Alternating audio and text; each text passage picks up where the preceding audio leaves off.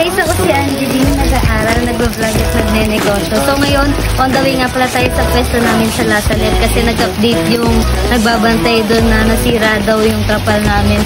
So ngayon pupuntahan namin para ayusin tsaka tignan. Nag-send din siya kasi ng proof na picture. So ayan, samahan niyo kami. So ayun guys, bago kami makapunta sa may mountain view sa Lasalet sa pwesto namin, may nadaanan pa kaming bahang lugar dito malapit sa amin.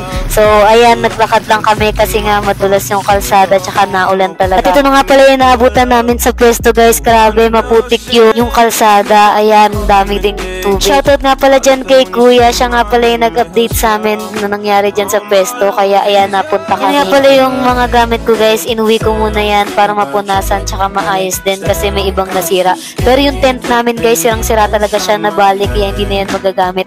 Nilagay na lang muna namin yan dyan sa gilid kasi talagang di na siya magagamit. Yung ibang gamit, nilak na lang namin dyan guys. Iniwan muna namin dahil wala kaming dalang sasakyan. Naglakad lang kami. At yung trapal guys, meron siyang onting punit lang naman pero bago lang kasi yan, kakabili lang kaya magagamit pa talaga yan guys. Pero ayan talaga, hindi na magagamit yung stand lang. Grabe tong bagyo ngayon guys, kaya keep safe dyan sa lugar nyo. Kung maaaring dyan lang kayo sa bahay nyo, huwag na kayo lumabas para mapanatiling safe kayo. Guys, ayun yung nangyari sa pwesto namin dito. Grabe, nasira yung tent.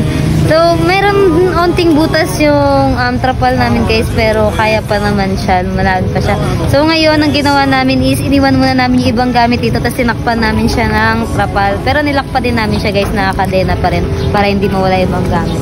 So, ayun, dahil yan sa bagyo guys, sa hangin tsaka ulan dito sa amin. So, para makatulong sa inyo, ito nga pala yung emergency hotline. So, ayan guys, sana kahit sa ganong emergency hotline makatulong tayo kasi wala pa tayong budget. So, ayun, ito yung nangyari sa pwesto namin, nasira siya. So, sunod na araw, babalik na lang kami para ayusin dahil may bagyo pa din. So, ngayon pala guys, as of now, yung Bulacan, kasama siya sa red rainfall warning. So, ayan. Keep safe sa inyo lahat guys. Mag-iingat tayo. Lalo na yung mga nasa bahain na lugar.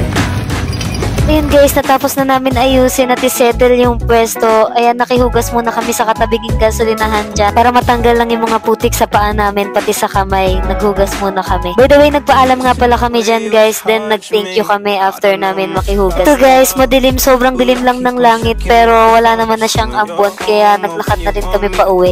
Guys, tayong masira. Sira nga pala yung hawakan niyang isang payong. Ayan, hinahatak pala ni Kuya Rian yan kasi hindi namin matanggal. Sobrang higpit, kinalawang na siya. Kaya ganyan na lang siya binigyan. Anyways guys, grabe yung bagyo ngayon. Bigla ang taas yung mga tubig sa ilog, dagat, lahat ng may tubig guys.